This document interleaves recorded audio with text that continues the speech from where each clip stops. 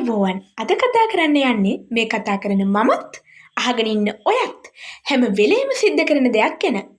අද කතා කරන්න යන්නේ sannivedana හා මාධ්‍ය අධ්‍යයනයේ විෂයට අදාළ කොටසක් ගැන. අද කතා කරන්න යන්නේ sannivedana වර්ගවල පළවෙනි වර්ගය. sannivedana වර්ගයක් කියලා කියන්නේ sannivedanයට සම්බන්ධ වන පුද්ගල සංඛ්‍යාව අනුව sannivedanය බෙදෙන කොටස් වලට. විද්වතුන් sannivedana වර්ග 6කට බෙදලා වෙන් කරනවා. අද කතා කරන්න යන්නේ එයින් පළවෙනි sannivedana වර්ගය ගැන. ඒ කියන්නේ අන්තර්වර්තී පුද්ගල sannivedanය. මම මුලින් කියපු විදිහට මමත් මේ වීඩියෝ එක කරන්න කලින් මේ sannivedanය සිදු කරා. මම මුලින්ම කල්පනා කරා අද වීඩියෝ එකක් දාන්න ඕනේ නේද? මොකද්ද දාන වීඩියෝ එක? අන්න ඒ විදිහට මම මගත් එක්කම sannivedanය සිදු කරා. මම ඒ වෙලාවේ මගේ මනසත් එක්ක තමයි sannivedanය සිද්ධ කරේ. මේ කාර්ය සඳහා මට ඕනේ උනේ මම. ඒ කියන්නේ මම මෙතන වෙන කාත් එක්කවත් sannivedanayak සිදු කරේ නෑ. මම තනියම මගේ මනසත් එක්ක තමයි sannivedanaya සිදු කරේ. එතකොට මේක අයිති වෙනවා අන්තර්වර්තී පුද්ගල sannivedanayට. අපි මේකට ඉංග්‍රීසියෙන් කියනවා intrapersonal communication කියලා. අපි බලමු දැන් මේ sannivedanaya කොහොමද අර්ථ දක්වන්නේ කියලා. තමා සමගම සිදු කරන sannivedanaya තමයි අන්තර්වර්තී පුද්ගල sannivedanaya කියලා කියන්නේ. මේකට පුද්ගලයාගේ මනස සිත අවශ්‍ය වෙනවා. ඒ වගේම තමයි පංචේන්ද්‍රිය මේකට ඉතාමත් වැදගත් වෙනවා.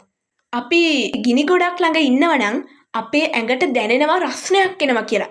එතකොට අපේ මනසම අපිට කියනවා ඔතනින් අයින් වෙන්න කියලා. එහෙම කියන්නේ අපි අපිත් එක්කම sannivedanaya කරන නිසා නේද? අපි මෙහෙම ගමුකෝ. අපි දැන් යම්කිසි දෙයකට තීරණයක් ගද්දී වුණත් අපිට මේ sannivedanaya වැදගත් වෙනවා.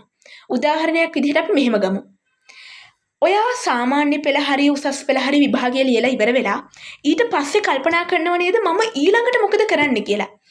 අපි මේක අපේ ගෙදර කෙනෙක්ගෙන් හරි ගුරුවරයෙක්ගෙන් හරි තවත් වැඩිහිටියෙක්ගෙන් හරි අහන්න කලින් අපි අපිත් එක්ක නේද සාකච්ඡා කරන්නේ.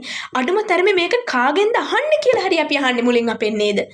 එතනදී අපි තීරණ ගන්නත් පාවිච්චි කරනවා මේ අන්තර්වර්තී පුද්ගල sannivedanaya.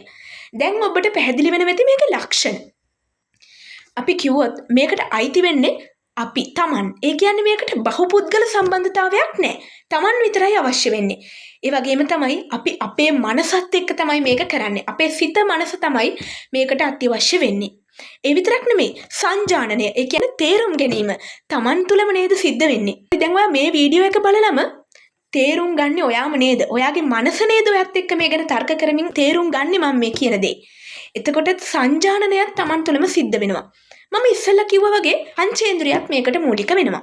ඒ වගේම තමයි අපි හිතන්නේ අපේ මොලෙන් නම් ඒ පණිවිඩය ලැබෙන්නේ අපිට නම් මෙතන බහුපුද්ගල සම්බන්ධතාවයක් නැහැ කියලා මම කිව්වනේ. එතකොට sannivedakayai grahakayai වෙන්නේ ඔයාම නේද?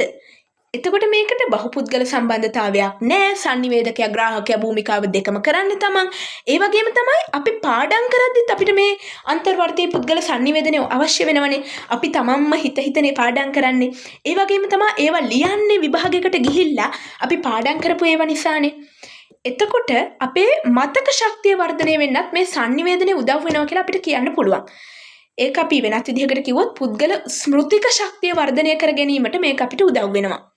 අපි දැන් යමු මේ sannivedanaya ප්‍රයෝජන ගැන කතා කරන්න. අන්තර්වර්තී පුද්ගල sannivedanaya ප්‍රයෝජන විදිහට අපිට ගන්න පුළුවන් තීරණ ගැනීමට, මතක තබා ගැනීමට, සංකල්ප පෝෂණයට, ඒ වගේම තමයි අපේ පෞරුෂය වර්ධනයට, නිර්මාණශීලීත්වය ඔප්නංවා ගැනීමට, විචාරශීලීත්වය වර්ධනය කර ගැනීමට මේ වගේ දේවල් වලට අපිට මේ sannivedanaya උදව් වෙනවා. එහෙනම් මම අද කතා කරේ අන්තර්වර්තී පුද්ගල sannivedanaya ගැන. තවත් දවසක මේ වගේ වීඩියෝ එකක් අරගෙන එන්න බලාපොරොත්තු වෙනවා. මේ වීඩියෝ එකට ඔයාලා කැමති නම් පහලින් කමෙන්ට් කරන්න. ඒ වගේම තමයි ඔයාලගේ ජීවිතේ ඔයාලට අමතක නොවන අන්තර්වර්තී පුද්ගල sannivedanayak ඔයත් එක්කම කරපු sannivedanayak තියෙනවා නම් කමෙන්ට් කරන්න බලන්න පහලින්. එහෙනම් අදට ගිහින් එන්නම්. වීඩියෝ එක ෂෙයා කරන්න, ලයික් කරන්න, සබ්ස්ක්‍රයිබ් කරන්නත් අමතක කරන්න එපා. ආයිබෝවන්.